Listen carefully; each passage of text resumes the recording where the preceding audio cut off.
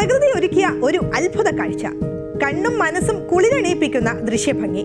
കേരളത്തിൽ നിന്ന് ഏകദേശം 3.5 ദിവസം കൊണ്ട്, അതായത് 4000-ഓളം കിലോമീറ്റർ യാത്ര ചെയ്താൽ എത്തിച്ചേരാവുന്ന സ്ഥലം. വിനോദസഞ്ചാരികളുടെ ഇഷ്ടപ്പെട്ട ഡെസ്റ്റിനേഷൻ.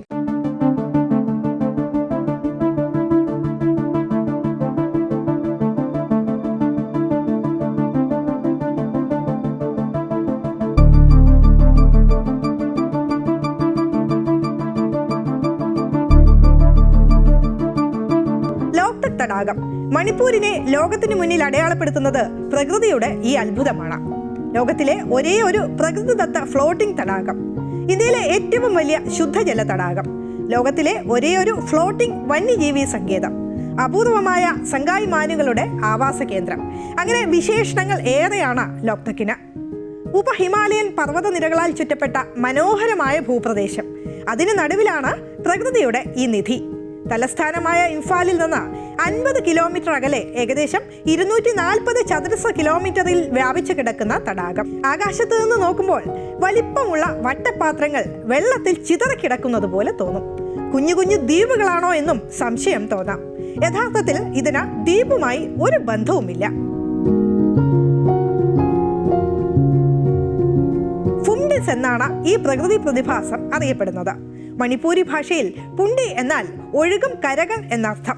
വളരെ രസകരമായ കാര്യം എന്താണെന്ന് വെച്ചാൽ ഇവിടെ ജലം നിശ്ചലമായി കിടക്കും.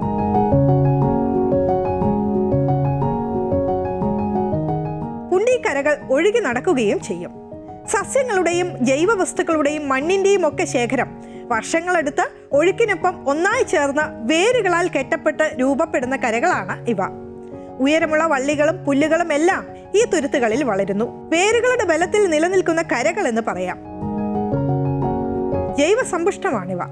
ഈ മാന്ത്രിക കരകളുടെ ഊർജ സ്രോതസ് അവയുടെ വേരുകളാണ്. ചെടികൾക്ക് വളരാൻ ആവശ്യമായ ഊർജം സംഭരിക്കുന്നത് എങ്ങനെയാണെന്ന് അറിയണ്ടേ? പ്രകൃതി ഒളിപ്പിച്ചു വെച്ച മറ്റൊരു അത്ഭുതം. വേനലിൽ ജലനിരപ്പ് കുറയുമ്പോൾ ഇവയുടെ വേരുകൾ തടാകത്തിന്റെ കരയിലേക്ക് എത്തുന്നു. കരയിൽ നിന്ന് ചെടികൾക്ക് ആവശ്യമായ വളവും ലവണങ്ങളും വലിച്ചെടുക്കുന്നു. അടുത്ത വേനൽക്കാലം എത്തുന്നതുവരെ ഈ ഊർജമാണ് പുണ്ടികളുടെ നിലനിൽപ്പിന് ആധാരം. മഴക്കാലത്ത് ഇവ വീണ്ടും നന്നായി തഴച്ചു വളരുന്നു.